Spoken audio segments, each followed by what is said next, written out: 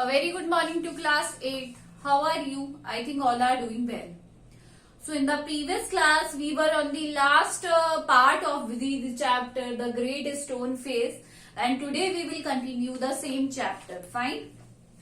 So, as Ernest listened to the poet, आपको पता है कि Ernest was talking to the poet. He said, he imagined that the great stone face was bending forward to listen him into his eyes also. जो poet के eyes में है वो भी सुनने की कोशिश कर रहा है. Great stone जो पहाड़ था वो भी.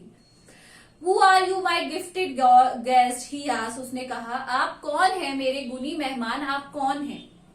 The poet laid finger on his book then that Ernest had been reading. जो poet थे उन्होंने बुक रखी फिंगर पे, अपनी बुक पर फिंगर रख दी अपनी, और जो कि अर्नेस्ट पढ़ रहे थे. You have read these poems, said he. आपने ये poems पढ़ी होगी. You know me then for I wrote them. आप जानते होंगे क्योंकि इन्हें मैंने ही लिखा है.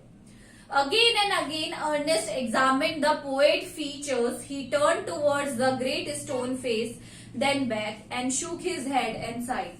धीरे धीरे वो क्या करने की कोशिश कर रहे, पहले उसमें देखते, फिर उसमें देखते, वापस पढ़ते और सिमिलैरिटीज को मैच करने की कोशिश कर रहे थे.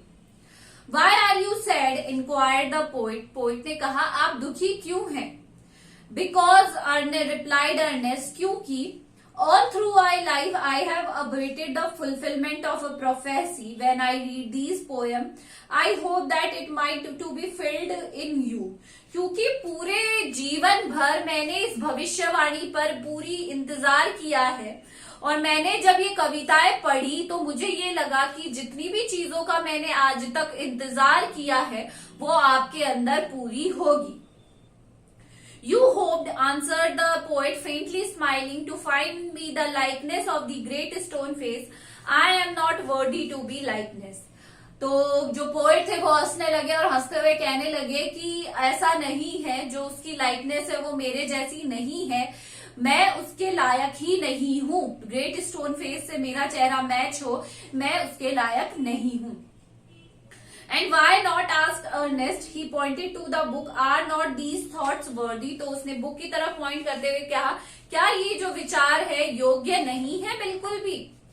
You can hear them, the distant voice of heavenly song. आप दूर से आनंददायक गीत की आवाज सुन सकते हैं. But my life, dear Ernest, has not corresponded with my thoughts. पर मेरे जो विचार हैं वो मेरे थॉट्स से मिलते नहीं हैं. I have great dreams, but they have only been dreams. मेरे बहुत ही ज्यादा बड़े बड़े ड्रीम्स थे, बट वो सिर्फ क्या थे, ड्रीम्स ही थे.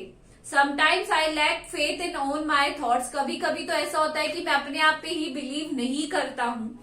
When then pure seeker of the good and true, should you hope to find me in the face of the mountain?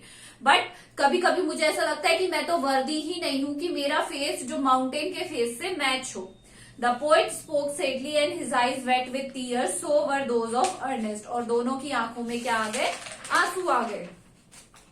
At the hour of the sunset, जब सूर्यास्त के समय, as had long been his custom, Ernest was to speak to a group of neighbors in the open air. Ernest का जो रोज की आदत थी लंबे समय से कि वो अपने गार्डन में बैठ जाते थे ओपन एरिया में और अपने पड़ोसियों को क्या देते थे, प्रवचन देते थे. Together he and the poet went to the meeting place. आम इन आम, हाथ में हाथ साथ में डाले हुए वो और पोएट कहाँ गए, सभा में पहुंचे. From there could be seen the great stone face. वहां से ग्रेट स्टोन फेस का चेहरा वो दिखाई दे रहा था.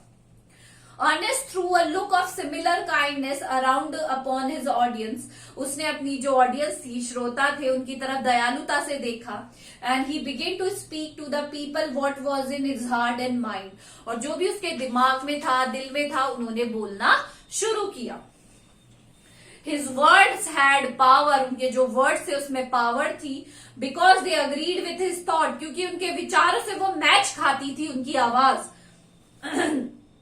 And his thought has reality and depth because they harmonized with the life which they had lived.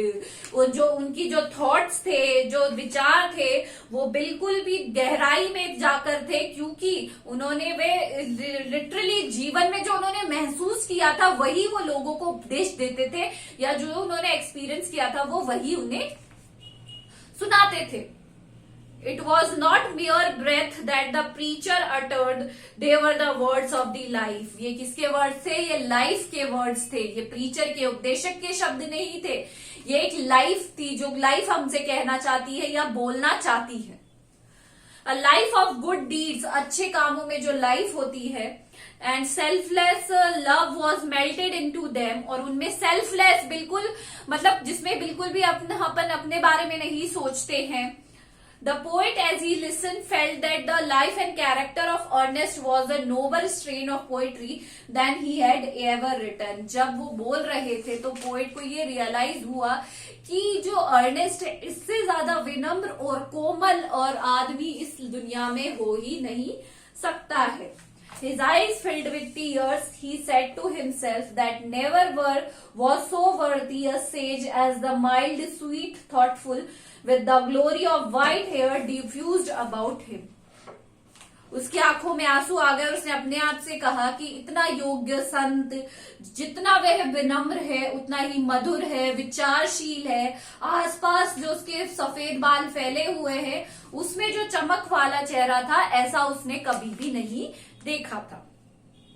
At a distance but clearly to be seen, high up in the golden light of the setting sun, appeared the great stone face with white mist around it, like the white hairs around the brow of Ernest. कुछ दूरी पर किंतु स्पष्ट दिखने वाला था कि अस्त होते हुए जो ग्रेट स्टोन जो फेस था उसके ललाट पर जो मिस्ट के कारण, फॉग के कारण सारी जगह क्या फैल गई है, फॉग ही फॉग फैल गया है, और उसी के समान जो सफेद बालों के समान ही वैसा का वैसा ही रिजेंबल कर रहा है अर्नेस्ट का फेस भी, जहां पर सफेद धुंध के बादलों में वह चेहरा दिखाई देता है. At that moment, उसी क्षण Ernest face took an expression so grand that the poet was moved to throw up his arms and shout. उसी क्षण एक ऐसा सुंदर भाव आया कवि के अंदर कि उसने प्रभावित होकर अपने हाथ ऊंचे करके चिल्लाने लगा, Behold, behold, Ernest is himself the likeness of the great stone face. Ernest स्वयं ही महान प्रस्तर चेहरे की समानता है, यानी अर्नेस्ट ही उसके जैसा रिजेंबल करता है. Then all the people looked and saw that the poet said was true. फिर सब लोगों ने अर्नेस्ट की तरफ देखा और उन्होंने ये पाया कि ये सब ट्रू है. The prophecy was fulfilled, जो भविष्यवाणी थी वो सत्य हुई. But Ernest, having finished what he had to say, took the poet's arm and walked slowly homeward.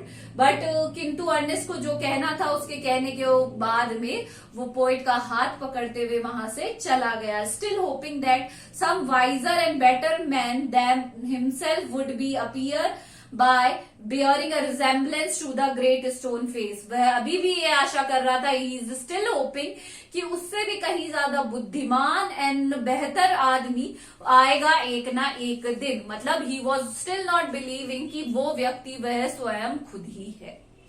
This is all for today. Thank you.